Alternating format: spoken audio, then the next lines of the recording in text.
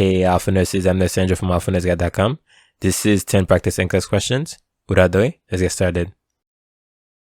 Which of the following techniques for administering the Mantoux test is correct? 1. Hold the needle and syringe almost parallel to the client's skin. 2. Pinch the skin when inserting the needle. 3.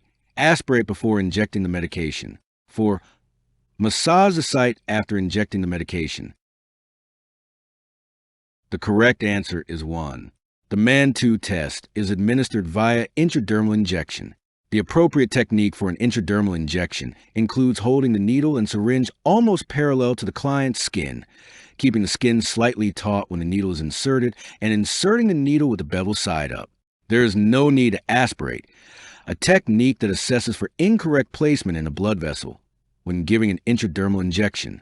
The injection site is not massaged. A client newly diagnosed with tuberculosis is being admitted with a prescription for isolation precautions for tuberculosis. The nurse should assign the client to which type of room? 1. A room at the end of the hall for privacy. 2. A private room to implement airborne precautions. 3. A room near the nurse's station to ensure confidentiality. 4. A room with windows to allow sunlight. The correct answer is 1. Implementing airborne precautions for possible TB requires a private room assignment. In addition to isolating the client by using a private room, engineering controls can help prevent the spread of TB. A room at the end of the hall will aid in controlling airflow direction and can prevent contamination of air in adjacent areas. Confidentiality is provided for every client, regardless of the client's room location. Sunlight is not a component of isolation precautions. The nurse is providing follow-up care to a client with tuberculosis who does not regularly take the prescribed medication. Which nursing action would be most appropriate for this client? 1. Ask the client's spouse to supervise the daily administration of the medications. 2. Visit the client weekly to verify compliance with taking the medication. 3. Notify the physician of the client's noncompliance and request a different prescription. 4. Remind the client that tuberculosis can be fatal if it is not treated promptly. The correct answer is 1. Directly observed therapy can be implemented with clients who are not compliant with drug therapy. In DOT, a responsible person, who may be a family member or a healthcare provider, observes the client taking the medication. Visiting the client, changing the prescription, or threatening the client will not ensure compliance if the client will not or cannot follow prescribed treatment. When assessing a child after heart surgery to correct tetralogy of Fallot, which of the following should alert the nurse to suspect a low cardiac output? 1. Bounding pulses and mottled skin. 2. Altered level of consciousness and thready pulse. 3. Capillary refill of 2 seconds and blood pressure of 96/67. 4. Extremities warm to the touch and pale skin. The correct answer is 2. With a low cardiac output and subsequent poor tissue perfusion, signs and symptoms would include pale, cool extremities, cyanosis, weak, thready pulses, delayed capillary refill, and decrease in level of consciousness. A 29-year-old multigravida at 37 weeks gestation is being treated for severe preeclampsia and has magnesium sulfate infusing at 3 grams per hour. To maintain safety for this client, the priority intervention is to 1. Maintain continuous fetal monitoring. 2. Encourage family members to remain at bedside. 3. Assess reflexes, clonus, visual disturbances, and headache. 4. Monitor maternal liver studies every 4 hours. The correct answer is 3. The central nervous system functioning in freedom from injury is a priority in maintaining well-being of the maternal fetal unit.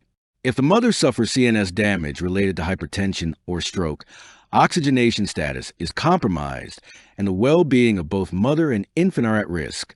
Continuous fetal monitoring is an assessment strategy for the infant only and would be of secondary importance to maternal CNS assessment because maternal oxygenation will dictate fetal oxygenation and well-being.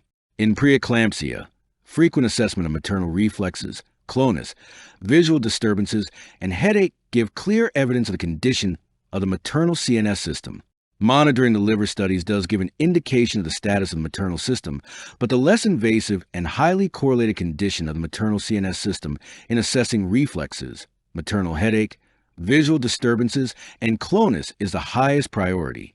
Psychosocial care is a priority and can be accomplished in ways other than having the family remain at the bedside. A client at 28 weeks gestation presents to the emergency department with a splitting headache. What actions are indicated by the nurse at this time? Select all that apply. 1. Reassure the client that headaches are a normal part of pregnancy. 2. Assess the client for vision changes or epigastric pain. 3. Obtain a non-stress test. 4. Assess the client's reflexes and presence of clonus. 5. Determine if the client has a documented ultrasound for this pregnancy. The correct answers are 2, 3, and 4. Headaches could be a sign of preeclampsia/eclampsia in pregnancy. The client should be assessed for headache, vision changes, epigastric pain, hyperreflexes, and the presence of clonus. Her fetus should be assessed using a non-stress test. An ultrasound done in this pregnancy does not give information to assess the presence of preeclampsia/eclampsia. The nurse is reviewing the chart of a multigravida client at 39 weeks gestation with suspected HELP syndrome. The nurse should notify the healthcare provider about which of the following test results. 1. Platelets 200,000. 2. Lactate dehydrogenase greater than 200 units per liter. 3. Uric acid 3 milligrams per deciliter. 4. Aspartate aminotransferase 15 units per liter. The correct answer is 2. The normal value of LDH in a non-pregnant person is 45 to 90 units per liter. LDH elevations indicate tissue destruction that can occur with HELP syndrome.